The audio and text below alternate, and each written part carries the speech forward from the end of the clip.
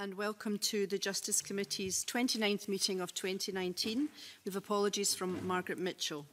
Agenda item 1 is the committee's first evidence session on its stage 1 consideration of the Children's Scotland Bill.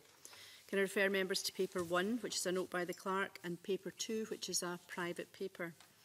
I welcome the Scottish Government's Bill team to the meeting. And we have Simon Stockwell, Head of the Family Law Unit, Ian Fitheridge, Head of Children's Hearings Team, Hannah Frodsham, Family Law Unit, Shona Spence, Looked After Children Team, Margaret Main, Scottish Government Legal Directorate, Jamie Bowman, Scottish Government Legal Directorate, and Victoria Morton, Scottish Government Legal Directorate. Can I invite Hannah to make some brief opening remarks, maybe up to 5 minutes? Okay, thank you for inviting us to speak to you today about the Children's Scotland Bill. I'll give a brief overview of the bill and then we'd be happy to answer any questions you may have. At the time, the Children's Scotland Act 1995 was seen as groundbreaking. However, we've heard concerns from many children, parents and organisations about how Part 1 of the 95 Act works in practice. We consulted last year on reviewing Part 1 of the 95 Act. As well as the Children's Scotland Bill, we published a Family Justice Modernisation Strategy in September 2019. The strategy aims to improve the operation of family justice and the culture of the courts in family cases. It sets out our ongoing work, plans for secondary legislation and improved guidance and areas for further consideration. The key policy aims of the bill are to ensure the child's best interests are at the centre of any contact and residence case, ensure the views of the child are heard, further compliance with the UNCRC and further protect victims of domestic abuse and their children in family court proceedings. So, ensuring that the child's best interests are at the centre of contact and residence cases. Section 11(7)(a) of the 95 Act provides that the court shall regard the welfare of the child concerned as its paramount consideration and shall not make any order unless it is considered that it would be better for the child that the order be made than none should be made at all. And we've tried to ensure that none of the provisions in the bill cut across the central principle, whilst at the same time taking steps to put the child more at the centre. Section 8 of the bill introduces a register of child welfare reporters. These are individuals appointed by the court either to obtain the views of a child or to provide a report on the best interests of the child. This will ensure that all child welfare reporters are subject to suitable and consistent qualification and training requirements so that the best interests of the child are reflected back to the court. And training will cover domestic abuse and coercive control. Section 16 of the bill places a duty on the court to investigate any failure to obey an order under Section 11 of the 95 Act. The investigation can be done by a child welfare reporter or by the court itself. Understanding the reasons behind non-compliance with an order could help the court to ensure that the order remains in the child's best interest. The second aim of the bill is to ensure the views of the child are heard. Sections 1 to 3 of the bill remove the presumption that a child aged 12 or over is considered mature enough to give their views in a number of circumstances. This includes cases under Section 11 of the 95 Act around contact and residence, children's hearings and adoption and permanence proceedings. The presumption was never intended to restrict children under 12 from giving their views. However, we've heard that in practice this can sometimes be the case. The intention is for all children who are capable and wish to do so to be able to give their views. Of course, if a child doesn't wish to give their views, this should be respected. And the Scottish Government believes that a child should be able to express their views in a manner that's suitable to them. This may be through completing a form, giving views via an appropriately trained and qualified child welfare reporter, or speaking directly to the court. The third aim of the bill is to further compliance with the UNCRC.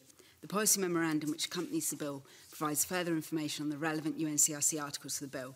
In addition, we also published a full Children's Rights and Wellbeing Impact Assessment, which goes into more detail on this, so I'll just focus on the key areas. The provisions I've already mentioned on the best interests and views of the child are relevant to a number of the UNCRC articles, notably Articles 3 and 12. Adding 2 factors to those which the court must consider when making an order under Section 11 of the 95 Act is relevant to Articles 5, 7 and 18 of the UNCRC. Section 10 of the bill aims to strengthen law in relation to a local authority's duty to promote contact and personal relations between the looked after child and their sibling. This is relevant to Articles 8, 16 and 20. The final key area of the aim of the bill is to further protect victims of domestic abuse. The bill looks at 2 key areas in this during a child welfare hearing and at the final stage of a case when evidence is led. Section 7 of the bill gives the court the power to order a range of measures to assist the parties if attending or participating in proceedings is likely to cause distress, which could be alleviated by use of such measure. The measures are similar to existing measures currently available when giving evidence in other civil and criminal cases. This includes screens, live video links, and also allowing a supporter to be present in the child welfare hearing. Sections 4 and 5 of the bill introduce a new measure into the Vulnerable Witnesses Scotland Act 2004, which prohibits a party from personally conducting their case in certain circumstances. The new measures available in cases under Section 11 of the 95 Act or in court proceedings arising out of children's hearings. If a party is subject to this restriction and are unwilling or unable to appoint a lawyer themselves, then one will be appointed by the court from a register of lawyers established by Scottish ministers. So I hope this brief overview has been helpful, and we'd be happy to answer any questions the committee has. Thank you. Yes, that's very helpful. We'll just move to questions, and I'd like to start by saying you mentioned the presumption of removing the 12 plus with relation to the child giving their views. Do you think there's any contradiction between that and the fact that retaining the existing presumption that only a child over 12 is mature enough to instruct a solicitor? And is it something that may be monitored, although it's in the bill, could maybe be monitored to see whether that could be changed at some point? I mean, the Scottish Government's view is that children, even of very young age, are able to give their views in contact and resident case about who they want to live with or have contact with, but that when it comes to instructing a lawyer, then a child would need a certain degree of maturity to be able to decide if they wish to instruct a lawyer to give their views to the court. Therefore, the presumption of 12 is retained in these circumstances. And that's something that probably is not going to change as far as you can see in terms of, I mean, children mature at different rates, obviously, but you think it's better to set a benchmark of 12 for that? I think when it comes to instructing a lawyer, that was certainly our view when we were preparing the material. We certainly thought, as Hannah was saying, that in terms of a child being able to express views to the court, that could be done at a very young age, and also, of course, you can use a variety of methods to do so. It doesn't necessarily have to be all done by traditional methods of forms. The child welfare reporter could be using other ways of getting views as well. But when it comes to instructing a solicitor, that does have to be a more formal process. The solicitor has to be happy that the child is understanding what instructions the child is given. So we thought probably it was right to keep the presumption of 12 there, given there is a difference between instructing a solicitor and offering of views more generally in a contact or residence case. Thank you. James. Okay, thank you, Convener, and good morning. The financial memorandum of the bill notes that in 90% of cases, the decision of the court would be explained by a child welfare reporter as opposed to the court itself. Can you explain the thinking behind that approach? I think one of the issues is certainly that when we've been speaking to the judiciary and to the court service and indeed to legal practitioners, there was a view that the court explaining decisions to the child and the court getting the views directly from the child by, for example, the child going to see the sheriff, that possibly was a way that, whilst they could see there might be some attractions in it, there was a degree of caution around it. I think there are a number of reasons for that caution. First of all, of course, sheriff time is limited. And secondly, not all would necessarily have the full training to explain decisions to the child. And thirdly, it might be a bit off-putting for the child to go to the court. So a number of reasons why we thought that whilst we could see the rationale for saying the child might want to speak direct to the sheriff and have direct contact with the sheriff or direct contact with the court, in practice it might possibly be more realistic to expect that most decisions would be relayed to the child by way of the child welfare reporter. And also, of course, what we're saying in the bill is we're looking to improve the training, qualifications and experience of child welfare reporters. And so we saw that one of the key functions of child welfare reporters in the future, as well as taking the views of the children in the first place, would also be explaining the decisions back to the child. Do you think that sheriffs need more training in the way they appropriately deal with children, given the fact that one of your reasons for given the onus on this to the child welfare reporter to take the lead, as you feel that sheriffs, might not be able to handle it appropriately? I need to be careful not to tread too much on the toes of the judiciary when it comes to judicial training, because I'll be told off by the Judicial Institute. Judicial training is not directly a matter for the government, it is for the Judicial Institute. We do speak to the Judicial Institute about training requirements. I think, though, one of the things about sheriffs is that they are, on the whole, generalists. In the Central Belt, there are sheriffs who do family cases most of the time, but more widely, most sheriffs are doing quite a wide variety of cases. They might be doing criminal cases, they might be doing other civil cases, they might be doing family cases. And I think we have to accept that when you've got a generalist system, which we probably have to have in Scotland, given the geography of Scotland, then sheriffs simply can't be trained in everything and can't be experts in everything. And actually speaking to children and listening to children is really quite a skill. It's one of the things that child welfare reporters are quite good at. It's one of the things we want to encourage them to be better at through more training and laying down qualifications and experience. So I think we're recognising that we have a system in Scotland where we do have generalist courts often dealing with family cases, but we have child welfare reporters who are specialising at the moment, and we hope will specialise even more in the future. So it's reflecting that reality, really. Okay.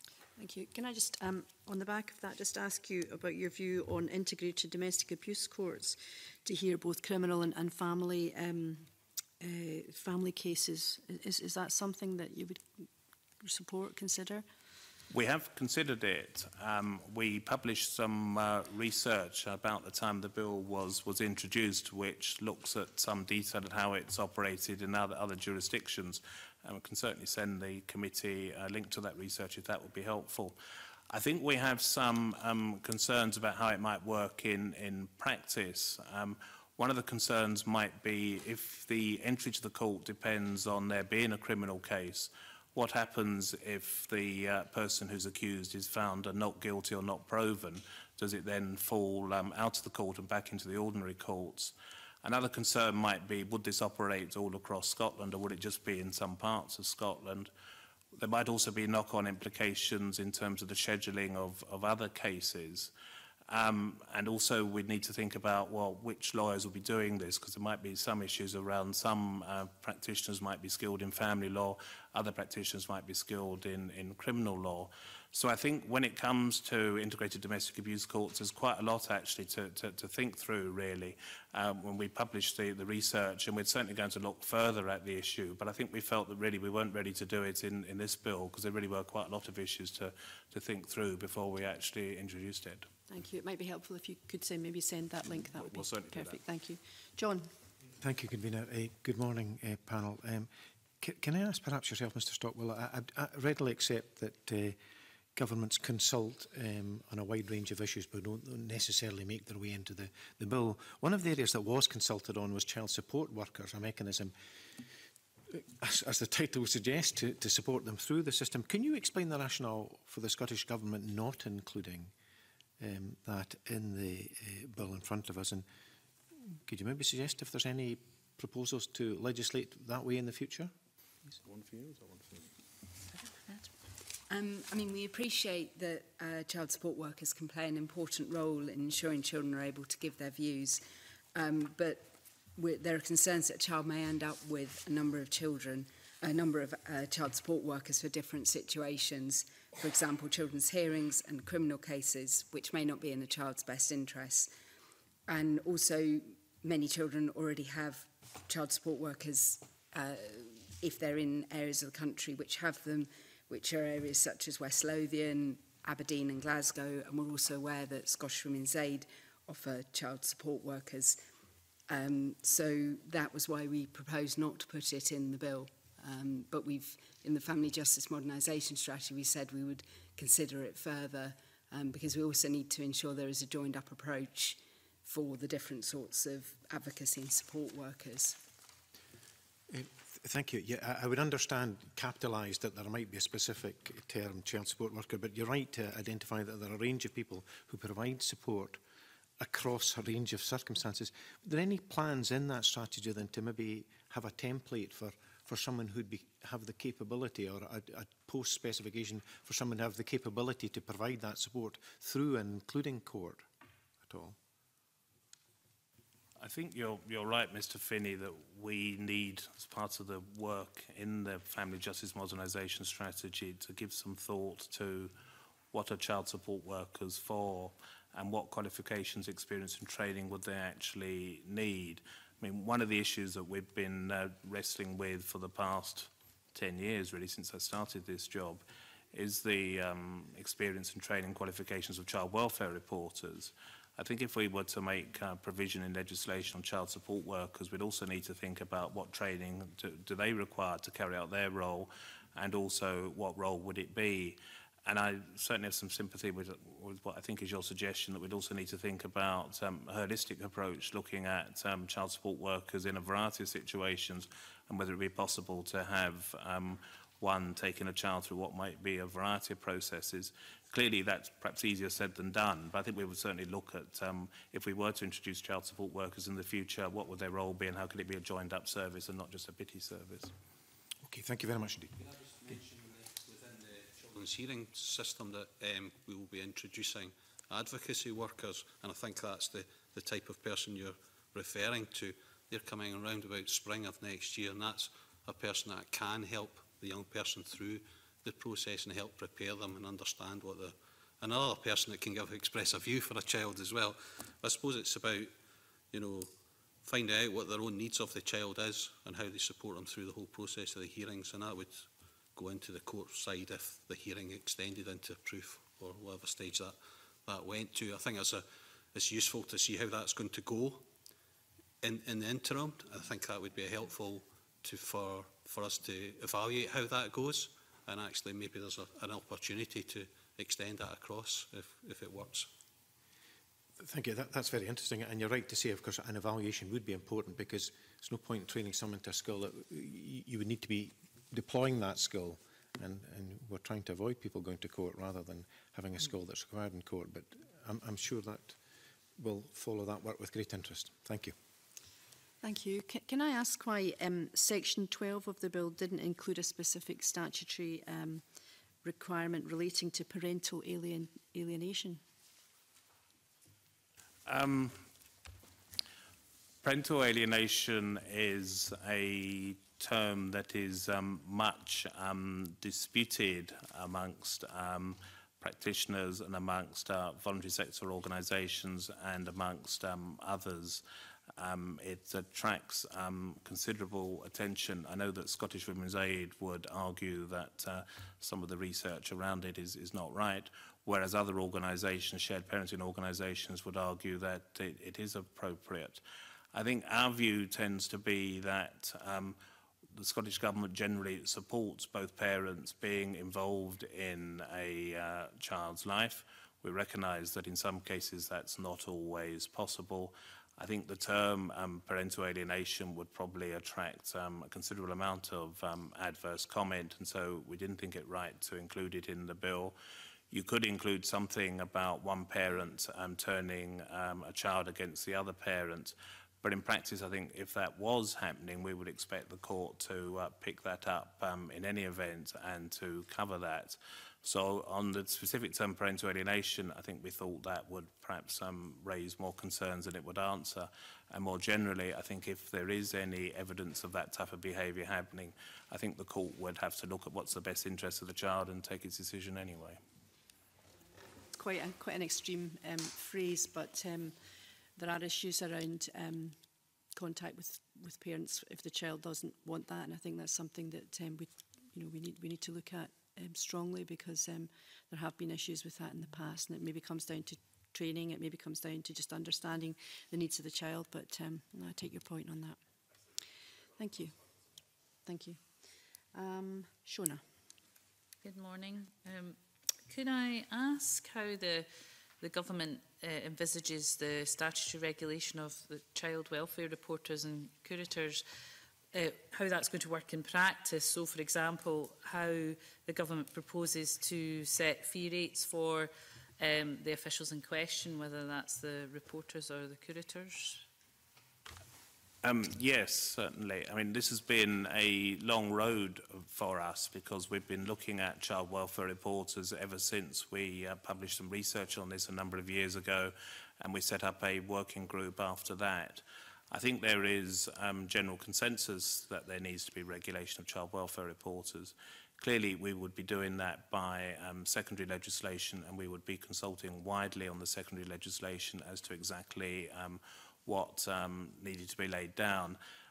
The Minister as well is keen that we don't just think about lawyers acting as child welfare reporters, that we also see if other professionals can act as child welfare reporters, such as social workers, for example.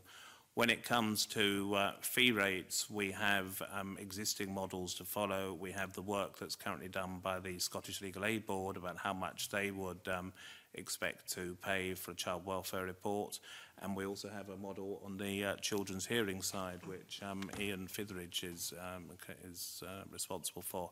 So we'll be looking at existing models and then seeking views. I think obviously what our aim would be is we want focused reports, so we don't want lengthy reports. So I don't think we'd be paying by the page or something like that, because there would be a risk then that people might be encouraged to write 250-page reports where 25 would do. It would very much be based on how much work do you have to put into this and how much travel have you had to do and things like that. I think as well we will need to recognise that being a child welfare reporter is undeniably a difficult and skilled job. It is making a recommendation to the sheriff on something that matters deeply to the child and deeply to the parents.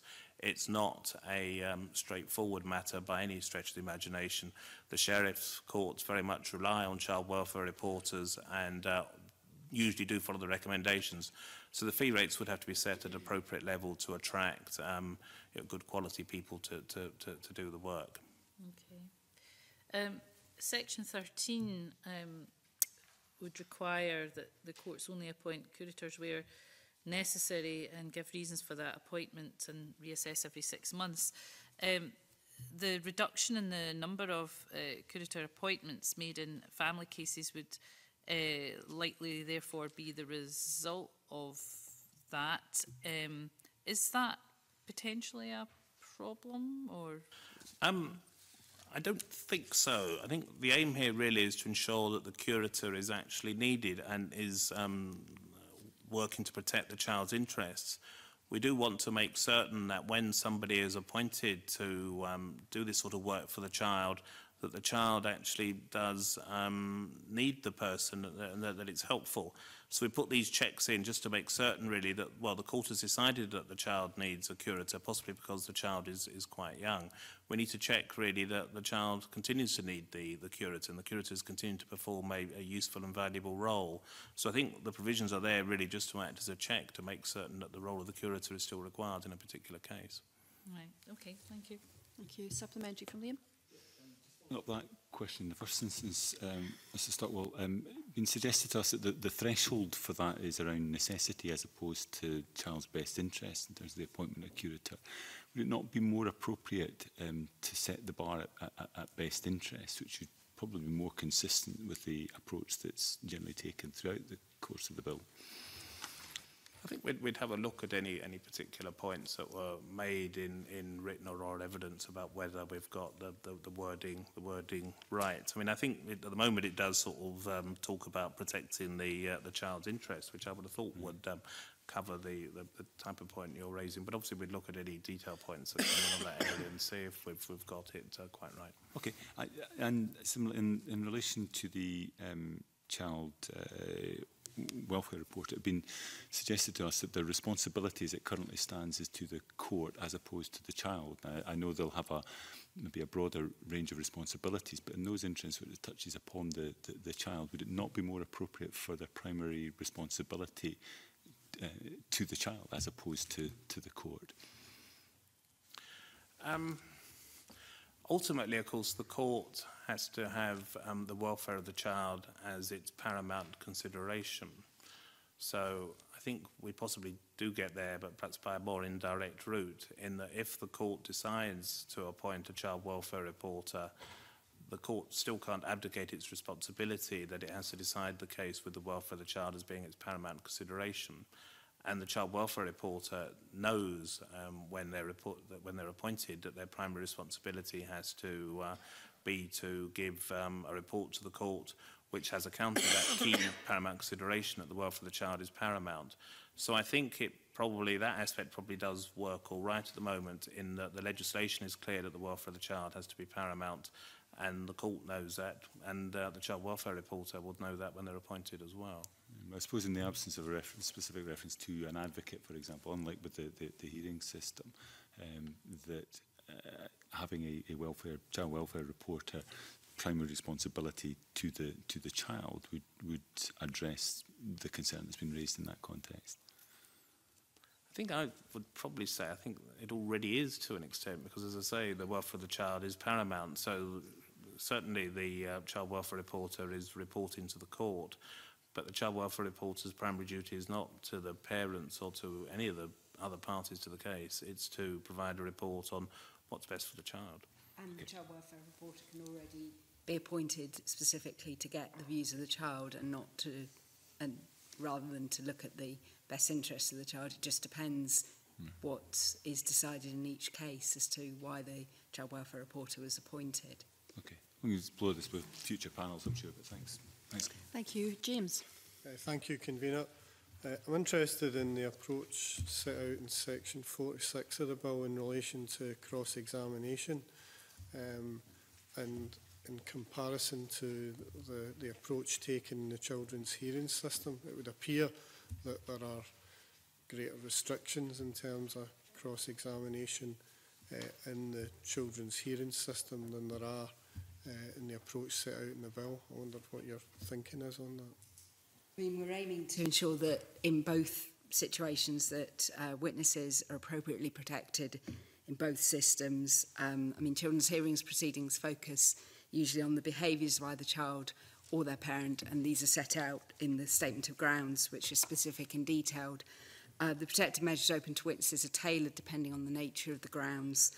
Family cases operate differently, where the subject matter of the case doesn't inform where the prohibition applies, so a different approach is required. And in cases under Section 11 of the 95 Act, criminal convictions will not be drawn to the attention of the court by virtue of the subject matter of the proceedings. Okay.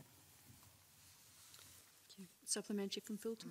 I mean, I personally think there's an argument for a children's hearing type system being in place for all matters, court matters affecting children, but I can understand why that's possibly not within the scope of the bill. But was there any consideration given to the overlap between the systems, and perhaps when serious issues are raised through a civil case, there's some sort of mechanism that it's referred to statutory bodies or to the children's hearing system through that process? Was there any consideration given to that? 95 Act or 2011 Act? 2011 Act. 2011 Act. There already is a provision that the court can refer in any civil matter to a children's hearing when they're concerned about the welfare of the child. So I'm aware of that. I mean, in more routine cases as opposed to... I think probably the better way of explaining it, perhaps, if there's children who are maybe not having their voice heard through the court system, but their voice could be heard through a hearing system or a type of environment that the hearing system produce. If there was some sort of consideration given there, as opposed to widening that, as opposed to being perhaps just child protection or other serious concerns. There are a number of reasons why a child can be referred to children's hearings already, or referred to the reporter already, which cover from lack of care to abuse, etc. And the reporter's job will be to assess whether there is actually a need for compulsion in relation to those children. So I think the reporter service will already receive a number of referrals in those circumstances, and then it will be for the reporter to determine whether there's a ground of referral applies, whether there's evidence of that, and thereafter whether or not the child is in need of compulsory measures, or maybe in need of compulsory measures that justify the intervention of a children's hearing, because children's hearing is obviously an extra intervention in the family's life. So the process is already there, but I'm not sure whether you're meaning whether also whether the environment should be different in relation to family courts? I think one thing we did briefly consider and has been raised occasionally with us is perhaps we should take these private contact and residence cases out of the court and set up a family tribunal instead. I think we would have some concerns about doing that, to be honest. First of all, a number of the cases at the moment probably raise more than one thing. They might raise divorce, financial provision, possibly an interdict and contact, so you'd be splitting the cases up, which may not be necessarily be in the best interest. And secondly, I think although a tribunal might sound attractive, we're not certain actually that it would resolve the issues. We might end up with the same sort of issues as we have at the moment with a court. So I think the general view was that we stuck to the system we've got at the moment, really, but change it and try to improve it rather than do something more radical.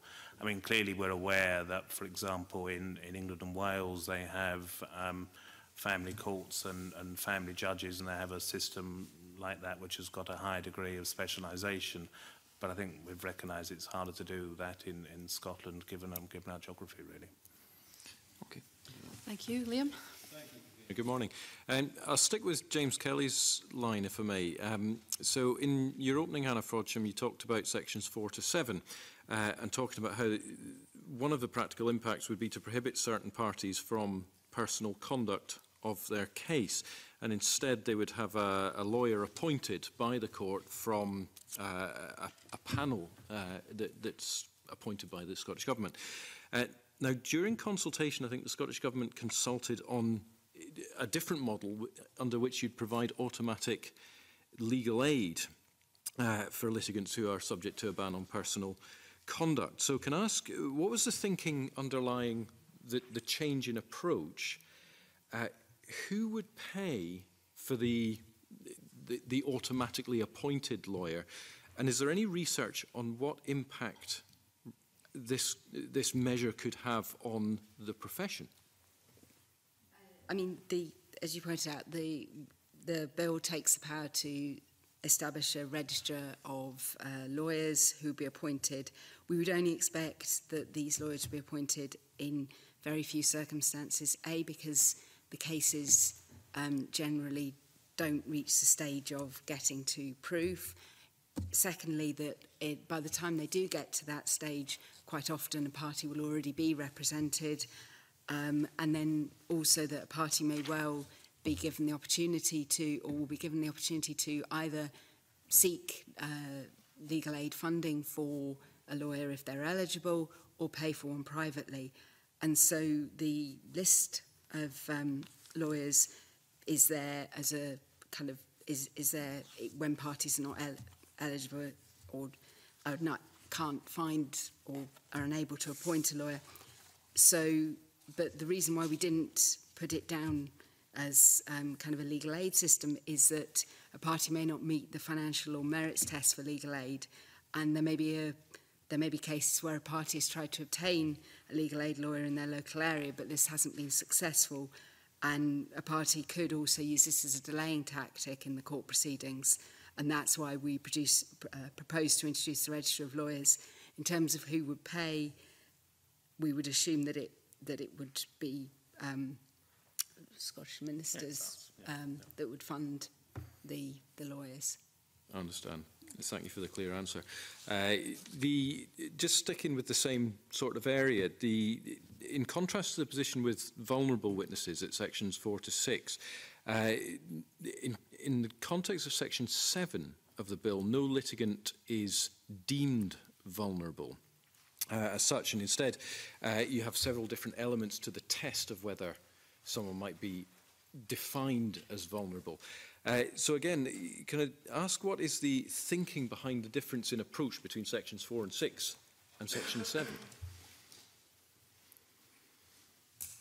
Section 7 is to do with vulnerable parties, mainly in child welfare hearings, because what we've heard at the moment is that in some circumstances that vulnerable parties who are attending child welfare hearings have not been able to have access to special measures such as live television links, screens, supporters, which are available in other, when they're witnesses in civil or criminal cases. And so this provision is aimed, Section 7 of the bill is aimed specifically at ensuring that mainly in child welfare hearings, but in other cases where there is a vulnerable party as opposed to a witness, that would then special measures would be available. Forgive me pressing, just in case I'm not quite understanding, but I think and you may have answered this, Hannah Frodsham, so forgive me if you did, but in sections 4 to 6, I think we have, there is a deemed vulnerability. Someone has that characteristic objectively or not, whereas I think in section 7, you almost have to satisfy certain tests to avail oneself of the status of vulnerability, and there's just a different approach being taken, and I'm just trying to understand what the underlying reason for that difference of approach is. Maybe that I can assist with that to some extent. As Hannah was pointing out, sections 4 to 6 deal with a situation where the vulnerable person is acting in their capacity as a witness, and as a witness there's of course scope for them to have quite direct interaction with the other parties to the case. Section 7 concerns a situation where the vulnerable person is acting in their capacity as a party litigant. And so in those situations, there's less scope for them to have as direct engagement with the other parties as they might, for instance, in a situation if they were to be cross-examined by a witness. So that's the difference in context, which I think underpins the difference in approach that's been taken. But as you say, it's correct that in relation to Section 7, there are no deeming provisions. And what the deeming provisions in Sections 4 to 6 really strike at is a situation where you have potentially a person who's a victim of an offence being cross-examined as a witness by the person who committed that offence. I think the threshold that is set in Section 7 is quite a low one, and it does give the court a relatively broad discretion to authorise such special measures, be they supporters, television links, as it considers would be appropriate to assist the party and reduce their distress in their participation. And I should point out as well, it's also possible that a party may have the benefit of both, so they may be protected in their capacity as a party, say for instance by the use of a screen, and they may also be protected in their capacity as a witness by the imposition of the prohibition on personal representation. I'm very grateful. Thank you. Thank you. Jenny.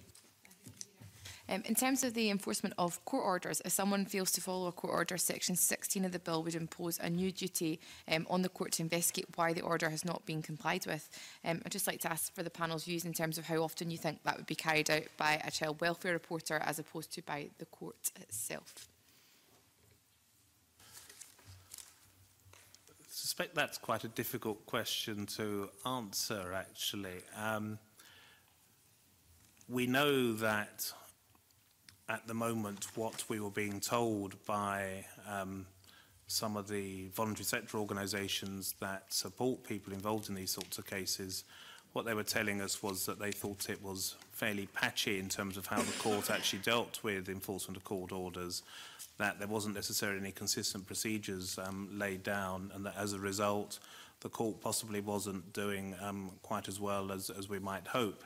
So we put these provisions in to just clarify really that the court, if it thinks there's an issue around how a contact order is being complied with or not being complied with, the court should investigate the reasons for that non-compliance. I think, will the court ask for a child welfare report? I guess the answer to that question probably depends on how complicated the non-compliance actually is. In some instances, the non-compliance might actually be down to a fairly simple reason. The child might be ill or something like that, or there might have been a misunderstanding onto the timings of something of that nature. And if it's relatively simple and straightforward like that, I would have thought the court could probably deal with it by itself without appointing a child welfare reporter. If, on the other hand, the explanation given is rather more complicated than that, then I think the child welfare reporter might indeed be needed. So I suspect the answer might depend on how complicated is the situation which the court is actually facing. Can the court deal with it fairly quickly, or is it going to need more information, more advice, in which case it might have to appoint a child welfare reporter? But therefore it's still ultimately in the gift to the court whether or not they choose to appoint that person. And And so I guess that in terms of the patchy provision you spoke about there's an issue potentially, if that still happens across the board, that the court may not choose to appoint a child welfare reporter in a situation where it should perhaps have done, because there's no compulsion for them to do so. I mean, there's a balance for government here in that obviously we do get some points raised with us about procedures across Scotland in family courts varying, and what happens in one sheriff court may not necessarily happen in another sheriff court. But equally, of course, the cases themselves do vary inevitably, and we can't lay down detailed provision in primary legislation which is too prescriptive, because then we'd be cutting across judicial independence and the courts reaching a view in an individual case depending on the facts and circumstances of that case. So it's a balance we struck between, on the one hand, trying to ensure consistent procedures across Scotland, but on the other hand, reflecting that cases simply do vary. Thank you. Thank you. Liam McCarthy. Thanks very much. Firstly, I understand that Children First, who are obviously very supportive of the bill, generally have raised a concern in relation to information that is gathered as part of the therapeutic work that they do with children who may have experienced a range of different abuse built up over some period, forms the basis of case notes, that they've expressed a concern that there have been occasions, even when they've sought to register that in a confidential envelope with the court, that nevertheless the court has taken a decision to then share that information, sometimes even sharing it with others who may indeed have a record of abuse themselves. I'm just wondering whether there's anything within the bill that would give some reassurance to Children First in relation to that specific issue. On that specific issue, and have had a number of meetings on that issue in the past, and actually before the main consultation we also issued a discussion paper on that particular issue as well. I think that most people, when they were responding to the consultation, and most people when they were looking at the discussion paper earlier, they generally concluded actually that the provisions in this area known as commission and diligence do work, and they were very nervous of us actually changing provisions in this area. And I think as well, when we looked at it in more detail, one of our concerns about changing the law in this area was we weren't certain that actually we could do very much, because we didn't think we could provide that in this instance the welfare of the child would be paramount in terms of the disclosure of the documents, because there might be a number of people who have an interest in the documents. There might be parents, there might be other children, there might be the service provider. So it's difficult to say that in this instance the welfare of the child has to be paramount. So we thought we'd have to simply provide that the court would have to take account of the varying interests of the parties involved and reach a view as to whether or not the document should be disclosed. And in essence, we think that's what the law is now, really. So we thought that we were a bit we didn't see an easy way forward to actually amend the law in this area. We have said that we will think about issuing some guidance in this area to try and clarify it and trying to meet the particular concerns that have been expressed by Children First, and we will continue to discuss it with Children First. But I think the majority opinion in the consultation, as I say, was actually against a change in the law. Okay. Moving on to the issue of rights of unmarried mothers, I'm not sure whether you've seen work carried out by Dr Barnes McFarlane, but she's expressed concerns about the extent to which, as things currently stand, the rights of unmarried fathers in these sorts of situations has kind of kept pace with where we are in terms of human rights. But obviously the bill doesn't make any, doesn't propose any changes in relation to this. I'm just wondering what the basis for that decision was. I mean, this has been something that has been around since at least 1992, when I think this is in Leslie's report as well, that the Scottish Law Commission recommended that all fathers should get parental responsibilities and rights. Clearly the law was changed in 2006 so that unmarried fathers can get parental responsibilities and rights if they jointly register the birth. And looking at the statistics now, and we can send these on if that's helpful, about 96% of fathers now get parental responsibilities and rights, either by being married to the mother or by jointly registering the birth. We thought about whether or not we should extend parental responsibilities and rights to all fathers and decided against. I think Leslie Ann's report does discuss the possibility of are these the fathers perhaps you don't want to give parental responsibilities and rights, so are there concerns about abuse and violence? Why isn't the mother jointly registered in the birth with the father? Does she have some concerns about him? So in the end we came up with a balance of rights and thought that we were best actually making no changes to the current provision, given that it does provide most fathers with parental responsibilities and rights, and probably provide some protection for women in certain situations. I mean, it certainly would be helpful to have the figures you've referred to. I think the point that was being made to us earlier this morning was that simply in terms of registering a fact that an individual was the father would not necessarily imply rights and responsibilities where there were concerns about what the implications of those rights and responsibilities might be, either on the child or children, or indeed on a current or former partner. So in a sense, I think the distinction was being drawn there between those two aspects, and on the face of it, it doesn't seem unreasonable, and in a sense would appear to be in the interest of the child to at least know the answer to the fact that X is my father. Now, whether or not they choose or the court assumes that it would be in their interest for contact or whatever to be prescribed is another matter entirely. So in a sense, I'm slightly curious as to why. Is it simply because at the moment 96%, as you say, either through marriage or through the registration are covered, and therefore the 4% it's assumed that there are other factors at play and you don't want to interfere with that? I've had some... I go each year to the annual conference of local authority registrars, who are a challenging group of people, as they have to deal with issues face to face, and they often give government a hard time when we appear before them. And I've certainly discussed with them whether or not there should actually be something like compulsory birth registration, so that when somebody comes in to register a birth, they would have to disclose who the father was. And registrars have told me that they think that actually that would be quite challenging and difficult for them. They put it in, frankly, rather more colourful language than that sometimes as well, which I won't repeat in front of this committee. But they were saying that, obviously, in some cases, the mother actually may not know. In other cases, there may have been violence. The mother may be reluctant to put the father on the birth certificate, even if it doesn't give him parental responsibilities and rights. She might be concerned about those sorts of issues. And certainly registrars have said, what do you do as well if the informant simply gives wrong information? It might be quite hard to challenge the informant, really, because the registrar obviously wouldn't really know. So I think we have thought about that sort of issue, but I think in practical terms, and what the registrars, I think, would say to us, it might actually be quite difficult to achieve. But at the current time, I mean, that's helpful, and I'm sure the registrars will be listening in attentively and will avail us of their views in due course. But in terms of the current situation, we're left at a point where court proceedings are really the only option for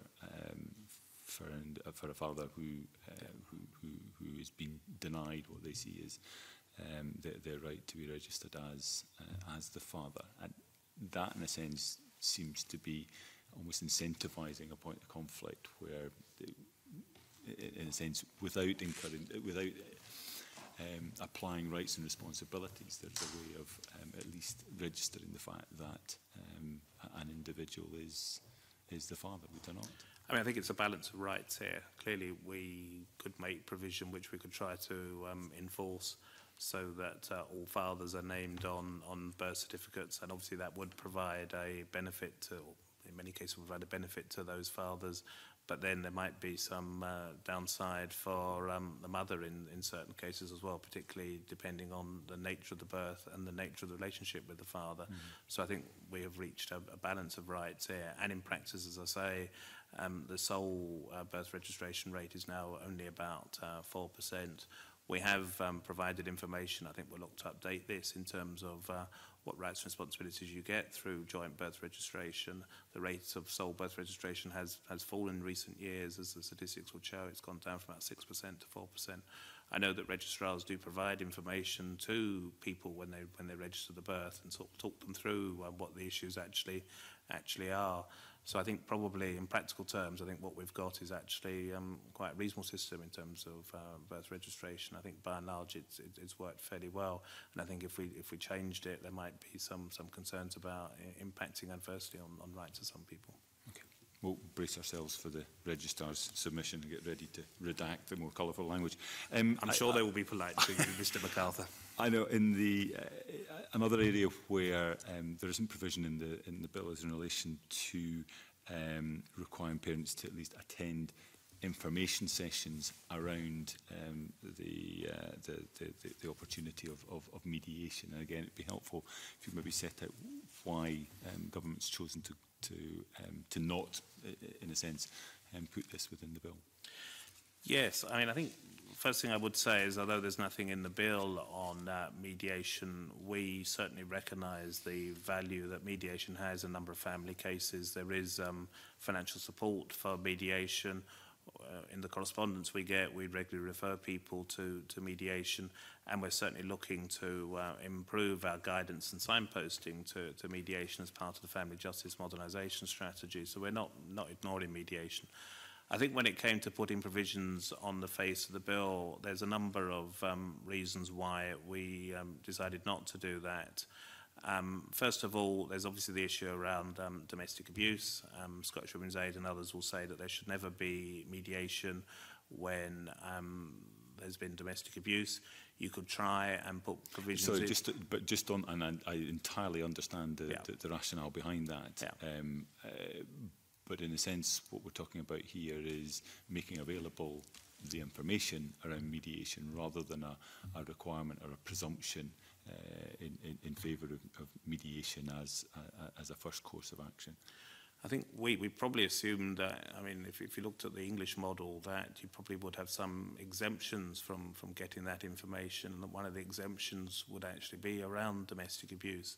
I mean, I suppose you could make provisions so that everybody has to go to an information session, but I suspect actually, and Scottish Women's Aid would probably say this in more detail than I can, but I imagine that actually some domestic abuse victims might simply object to going even to an information session about mediation, or might perhaps just see it as a waste of time on the basis that they don't really believe that the issues they've got with the other party could be resolved by mediation.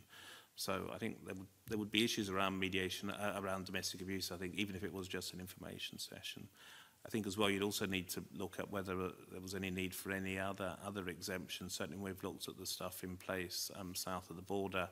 There might need to be exemptions in place if you've tried mediation recently, or there's no mediation service available in your local area, or there's no information available, or there's an emergency situation or something like that. You might need a number of exemptions, and I think in our consultation we actually outlined the position south of the border and talked about some of the exemptions that might be needed. And I think perhaps the final point is on dispute resolution outside court is it's not just about mediation, I think, in family cases. Mediation clearly plays a valuable role and is the most commonly used form of dispute resolution outside of court in respect to family cases. But we know that collaborative law is used in some cases. We know that family group conferencing might be used in Edinburgh. We know often that, of course, the couple are able to resolve their dispute outside of court as well.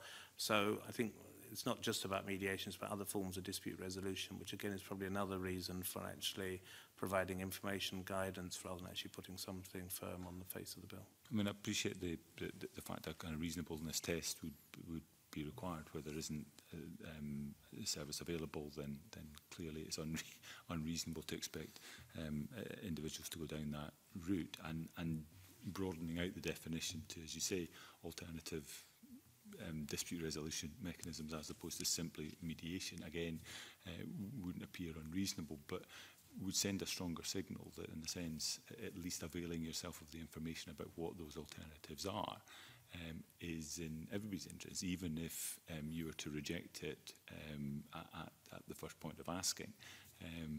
at least in the sense that a message would be conveyed that going through the courts isn't necessarily in your interests or indeed anybody else's interests, albeit that you absolutely retain the right to opt to go down that path if you so wish. And I think, obviously, I would agree that in many cases court is not the place to go, and that's obviously one of the reasons why we're looking to improve guidance in this area. And I certainly often say to people over the phone and to personal friends for that matter, don't go to court unless you have to. See if you can resolve the issue either by mediation or other forms of dispute resolution or just by talking to the other party.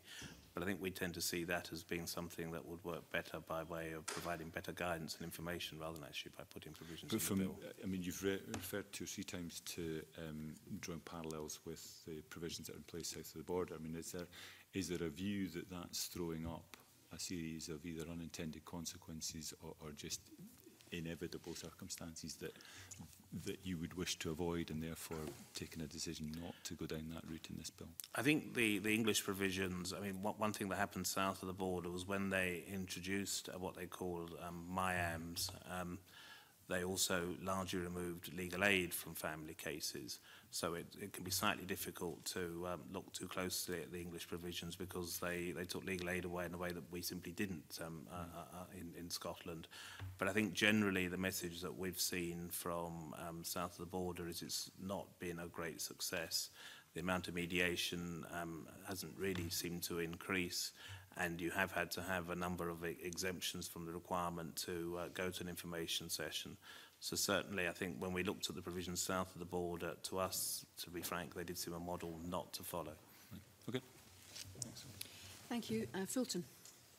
Thanks, Convener. I just wanted to ask a very brief question to the panel on the issue of delay in court cases, and if you could comment on what you think the new duty on the court in section 21, what effect or impact that might have. Yes, thank you. This is an area that's been discussed since 1992, where the Scottish Law Commission at the time noted that there might be a provision on delay going into the what became the Children's Scotland Act 1995, but perhaps the Commission concluded at the time would be better in court rules. In practice, we are 30 years on, and there still really aren't sufficient provisions on delay. I think the provision that we put into the bill is obviously very high level. It's sending a clear signal following some court cases that have undeniably taken far too long, such as a Supreme Court case, that the court must have regard to the need to avoid delay, and that delay cannot be in the best interest of the child. I think also as well, the provision on delay sets a framework for court rules to be put into place. The Family Law Committee of the Scottish Civil Justice Council is currently looking at court rules, which is very much about case management, how to manage these family cases properly in the first place, what sort of issues need to be explored at an early stage in the case so the court knows what areas are likely to come up and how can it best manage that. So I think the provision on delay in the bill sets a high-level framework, and beneath that we are now seeing hopefully some court rules that will come into place on how to manage cases and how to avoid drift and delay. Thank you. Thank you. I think that completes all our questions. Can I thank you all very much for attending? It was very useful. Thank you. I'll suspend briefly to allow the witnesses to leave.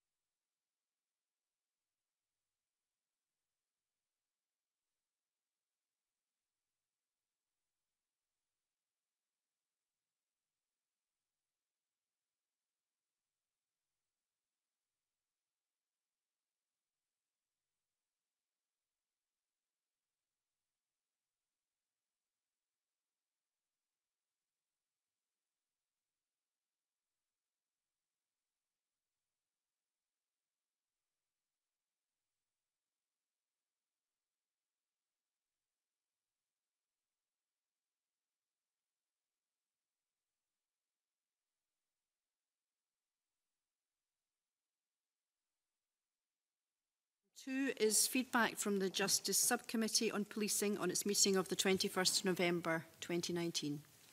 Can I refer members to paper 3, which is a paper by the clerk, and following the verbal report there will be an opportunity for brief comments or questions from members.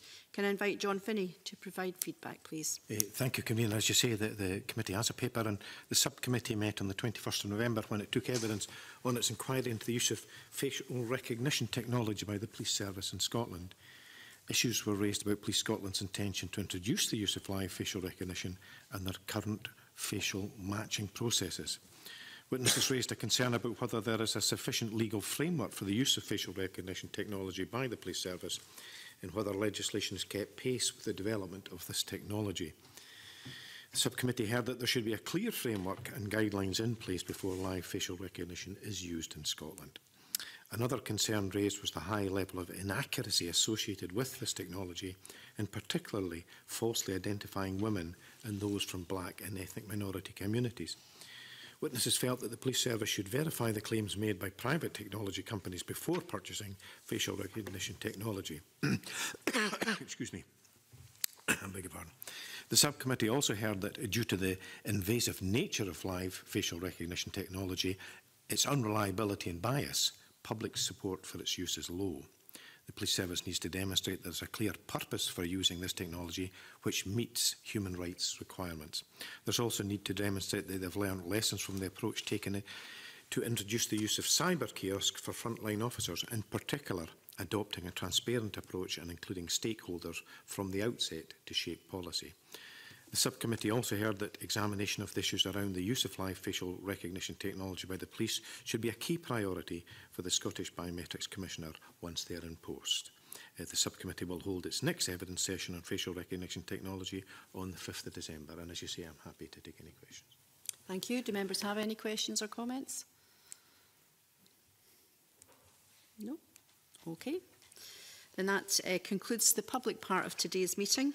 Our next meeting will be on Tuesday, the 3rd of December, when we'll take evidence from Jill Imrie on the HMICS report on its thematic inspection of the Scottish Police Authority.